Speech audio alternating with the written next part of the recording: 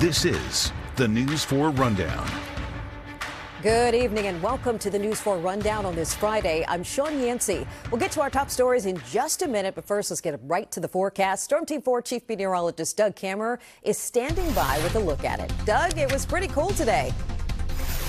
Yeah, Sean, a cool day across the area for sure, and that's going to lead into what will be a cold night tonight. Here's our Reston Town Center camera. Looking pretty good out there. Sun went down about an hour ago, just over an hour ago. 54 degrees the current temperature, winds out of the north-northwest, 8 miles per hour. So the wind's starting to die off after what was a fairly breezy day, and that made it feel even cooler.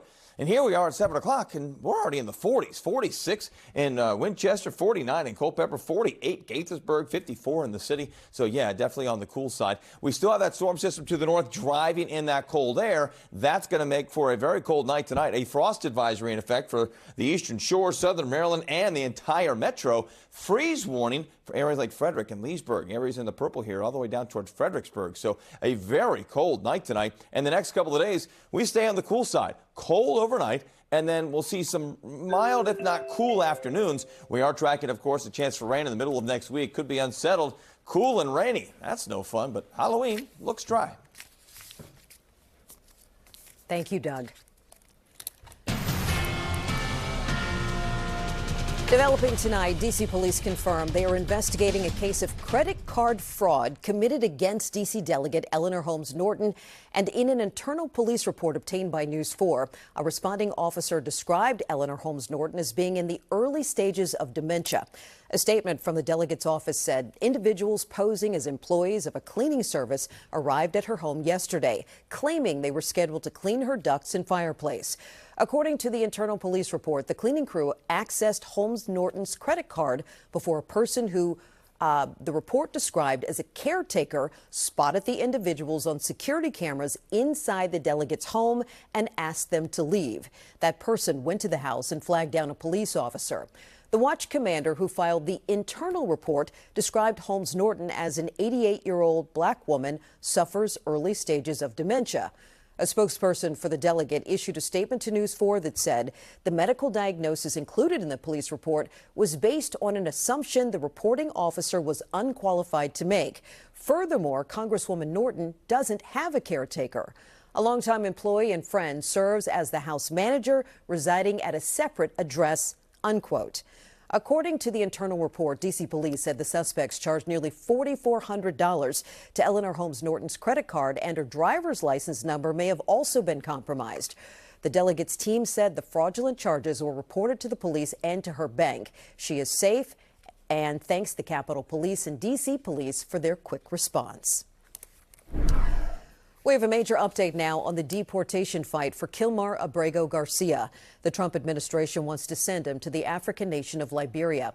The administration alerted a federal judge in Maryland the deportation could happen in 1 week and that they're making final arrangements for his removal. Abrego Garcia's attorney released a statement that said in part, quote, having struck out with Uganda, Eswatini, and Ghana, ICE now seeks to deport our client, Kilmar Abrego Garcia, to Liberia, a country with which he has no connection, thousands of miles from his family and home in Maryland. Their actions are punitive, cruel, and unconstitutional, end quote. Well, Tuesday, November 4th is Election Day. In Virginia this weekend, candidates for governor, lieutenant governor, and attorney general will all be making their last pitches to voters. But Ted Oberg and our 4 More Context team wanted to know more about the October text message surprise that's overshadowing it all. Tonight, stunning new developments in the race for Attorney General of Virginia. They were the messages that shook up Virginia politics this year. An October surprise unearthing text messages from 3 years ago, musing about political violence against an opponent, and a mother watching her children die. We heard apologies, attempts to move on. But as Virginia's campaign enters its final days, we still have an awful lot to talk about. When this happened, it was an enormous turning point, enormously pivotal. Alan, are there any secrets left in American politics? Well, I think you know better than I do that, yes, there are, and they usually come out.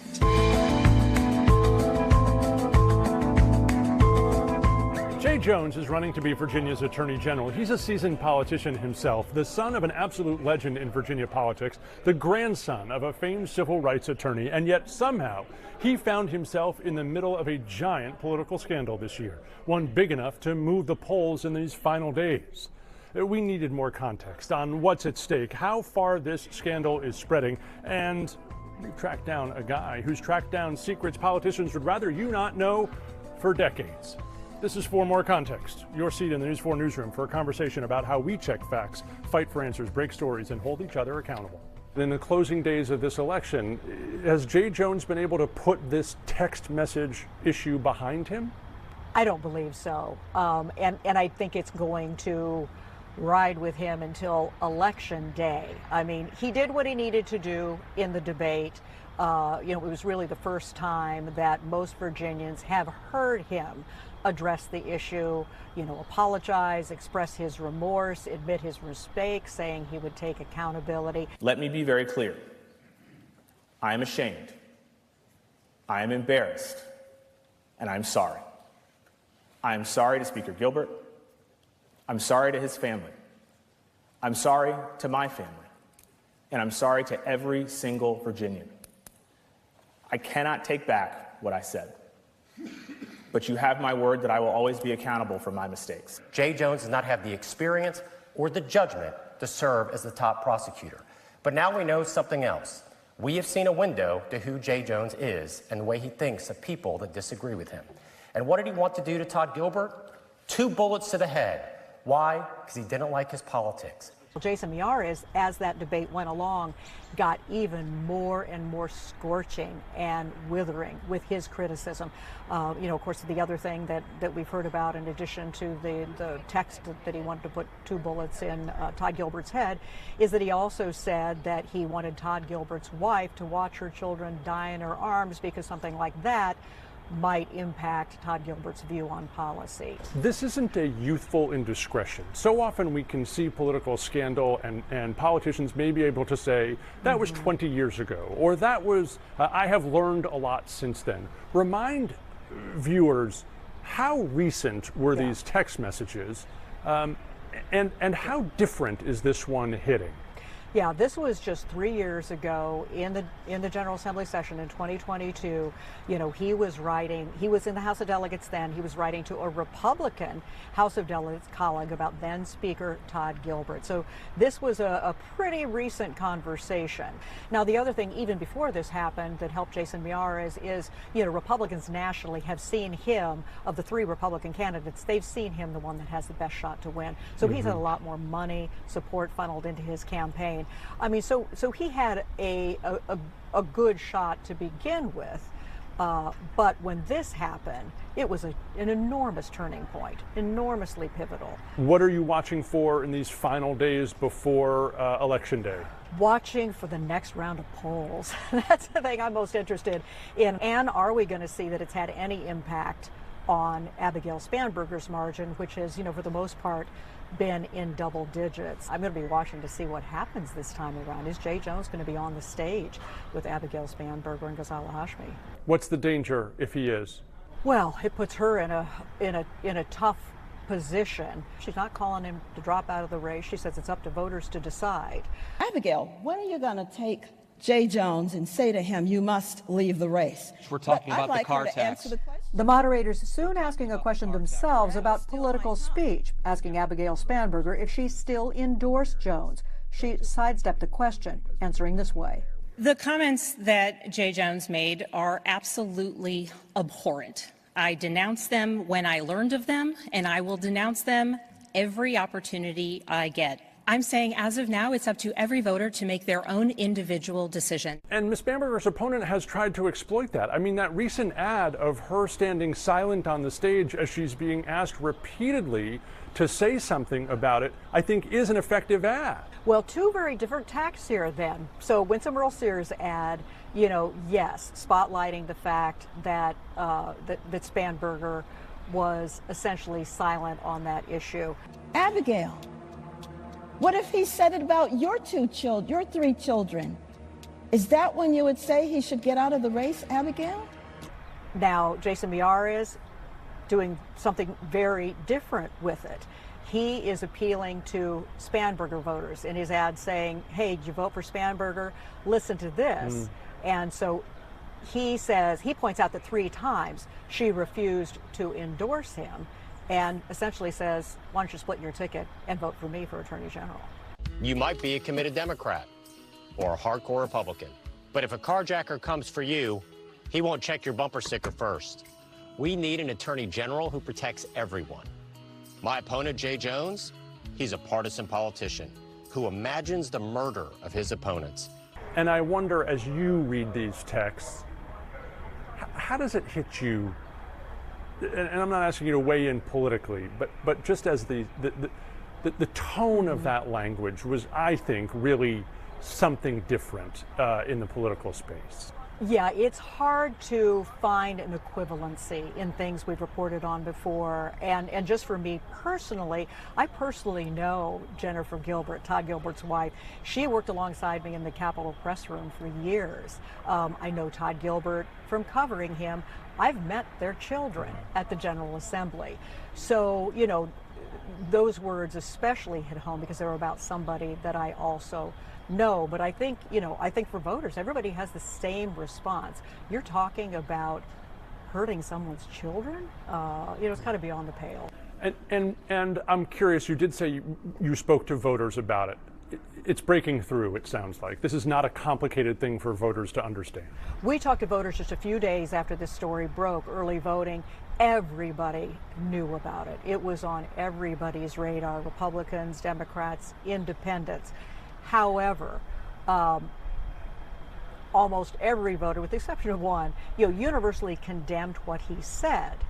But I've talked to 3 independent voters who had set out to vote a straight Democratic ticket because they want to send a strong message to the Trump administration that they're not happy about how things are going and the impact on Virginia. And they're sticking with that straight ticket. As troubled as they were about Jay Jones' text, they are sticking with that ticket. There was a Republican I spoke to who was going to split his ticket. There was something he didn't like about Jason Miyares, and he was thinking about voting for Jay Jones and changed his mind and voted the straight Republican ticket. The other thing I should mention, I mean, he is trying very hard to turn voters' attention back to the main focus of his campaign, and that is a focus on Donald Trump, Donald Trump's policies, and casting Jason Miyares as, you know, basically Donald Trump's lapdog. When it comes to standing up to Trump, Jason Miyares is too weak. Where's Jason? Come on, Jason! When Trump cut Virginia jobs and raised prices on everything, Miyares did nothing. It's the only case he can make.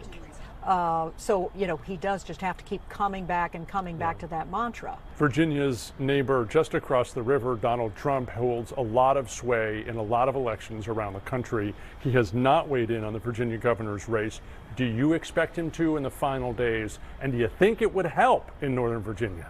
That's a great question. You know, and that was one of the things that, that's one of the things Jay Jones does gleefully point out about Jason Miyares, is that Donald Trump, you know, heartily endorses him, and that's obviously featured in one of Jay Jones' ads. I don't think Donald Trump is going to forgive or forget the fact that Winston Burrell Sears once spurned him, but, you know, now has come back around to heartily support him. And I'm not sure that endorsement certainly wouldn't help her in Northern Virginia. Julie, we're always smarter after we talk to you. I really appreciate you hanging with us. Thanks. My job is simply to lay out the evidence, and then how the campaign handles it also influences how much it may sway the voters. Alan, are there any secrets left in American politics? What is it, and what are you looking for?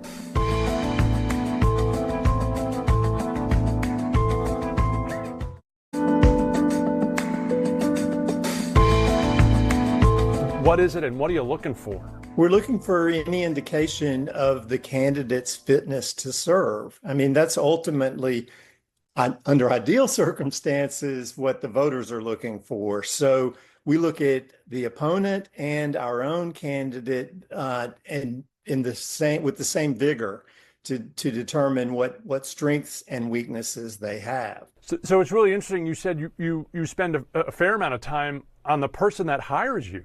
Yes, and that is often interesting because, you know, we're going to look at that candidate the same way we look at the opponent, because they need to know what the opponent is finding about them.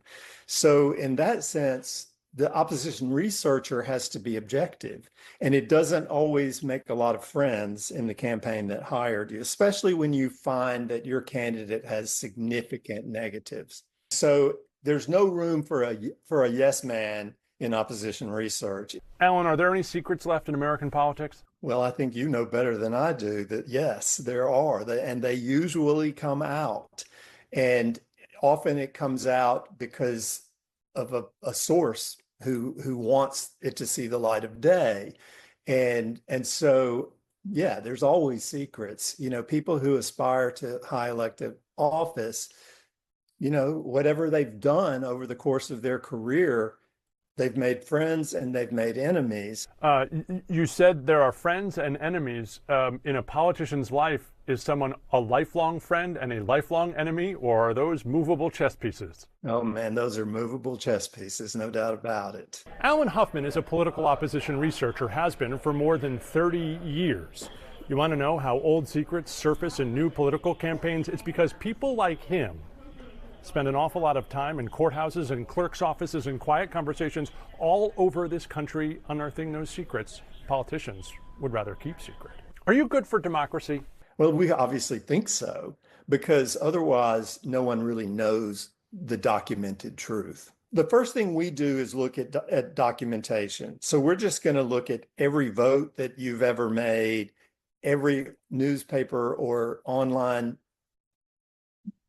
outlet that you have been quoted in, or that your friends and enemies have been quoted. Then we're going to go to people off screen, you know, anyone that we can find that will direct us to more documentation, because ultimately we'll talk to anybody, but if it doesn't lead to documentation, it has no use to us. How do you sort of figure out whether someone's telling you the truth? The documentation. I mean, we're in exactly the same position you are. Like, we recognize that everyone has an axe to grind. Why do you think truthful things about a candidate's past still matter at a time when many voters say politicians aren't virtuous people?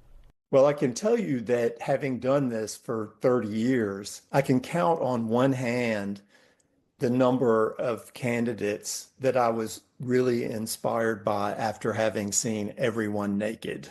Okay. I mean, that is just the way it is. Everybody has their own negative attributes. Everyone has done things that they're not proud of or that could be used against them. And for me, it's rare to find someone that there's nothing, you know?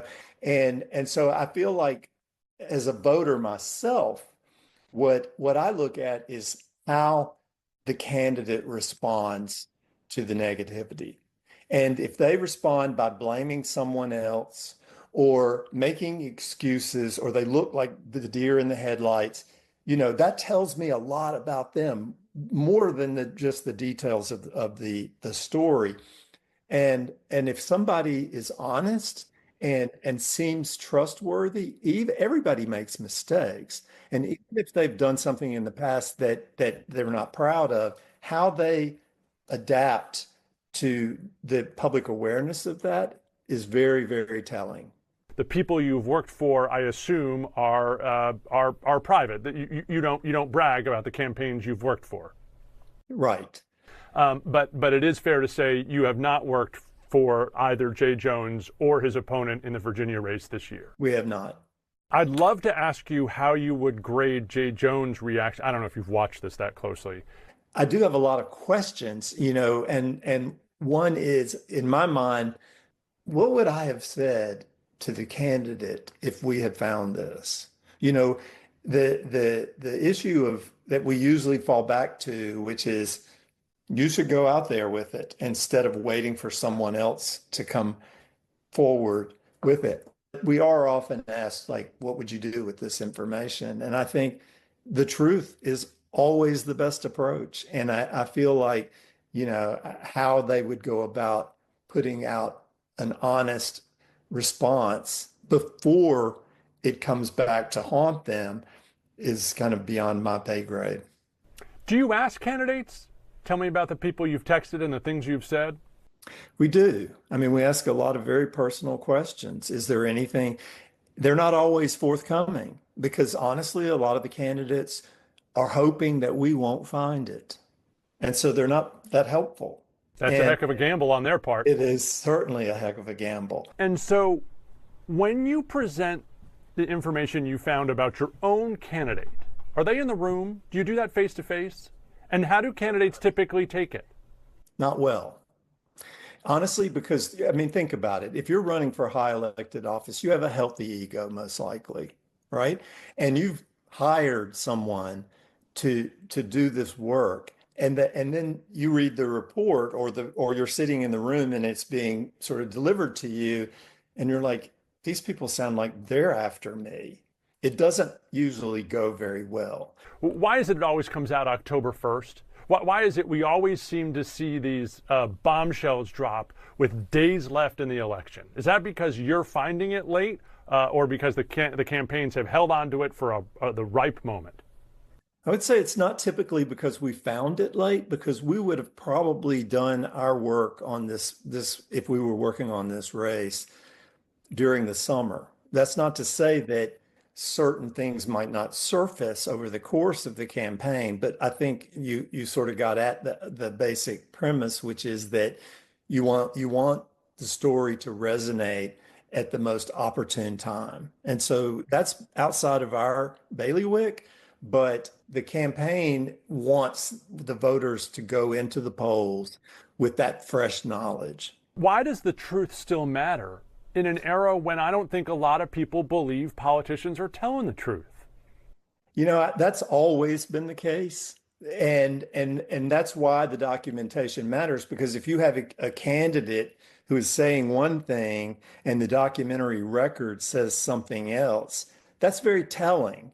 And I think as we move into the AI era, the danger of what you just alluded to is only going to increase, because more today than when we were starting out, campaigns rely on sound bites and video clips, whereas originally we would have created this, 100-page book about the candidate. There's not as much interest in that now. We're at an odd time when it comes to truth in the media and in politics. But I think it's natural to assume that politicians twist the truth, and that has always been the case.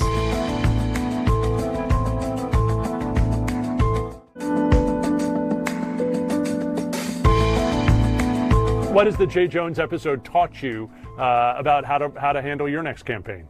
It taught me that you can do this for 30 years, and you can still find yourself facing an issue unlike anything you have faced before. And I don't think we've ever worked on a campaign where someone's text messages became central to the campaign. And so it's been very illuminating from that sense, but every campaign is different, and it's going to continue to be the case as long as we have the right to vote. Alan Huffman, thanks a lot. The book is We're With Nobody. It's still on Amazon. I appreciate you talking with us. Thank you. He finds the secrets. Campaigns decide how to use it, but you ultimately decide how much it matters. If you like this kind of context, we'd love for you to check out more of it on the NBC Washington YouTube page. Like it, subscribe to it, tell us what you think in the comments below. I'm Ted Oberg from the News4 I-Team. You can find me anywhere on social at TedNBC4. In the meantime, I'll be right here, working for you.